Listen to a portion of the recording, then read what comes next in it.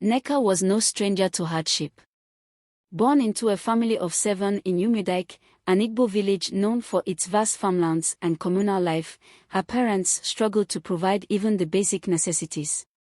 By the age of 15, Nneka was sent to Lagos to work as a housemaid for a wealthy family, the Obidikes.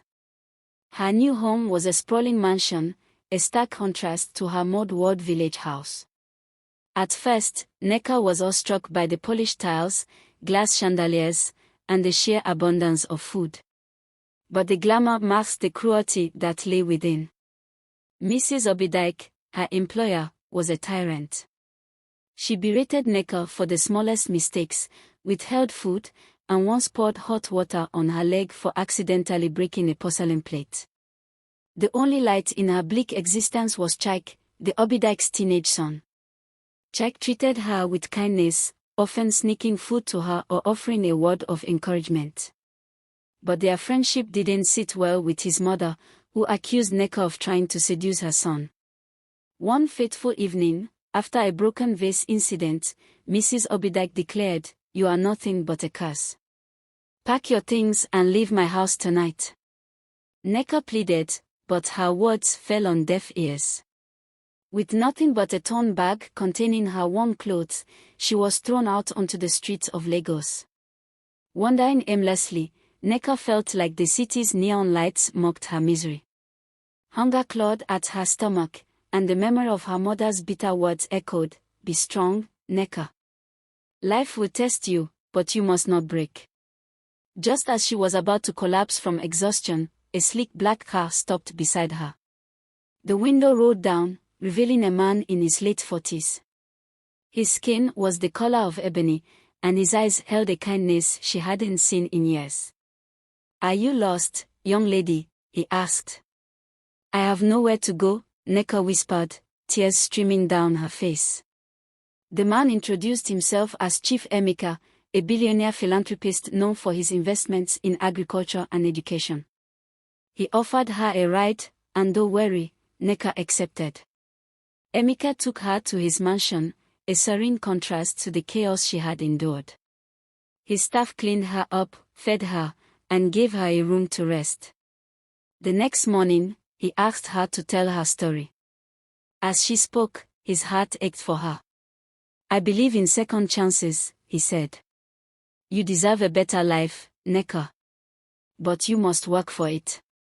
Chief Nneka enrolled Nneka in a vocational school where she excelled in tailoring. Her nimble fingers transformed fabrics into masterpieces, and her teachers often praised her determination. Nneka also taught her about business, introducing her to concepts like profit margins, marketing, and customer service.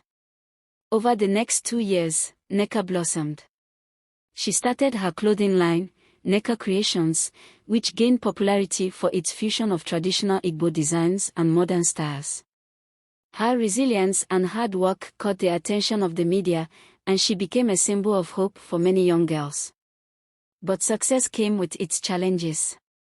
As her fame grew, Mrs. Obidike recognized her on a television interview. Consumed by jealousy, she began spreading rumors, claiming that Nneka had stolen from her before being thrown out.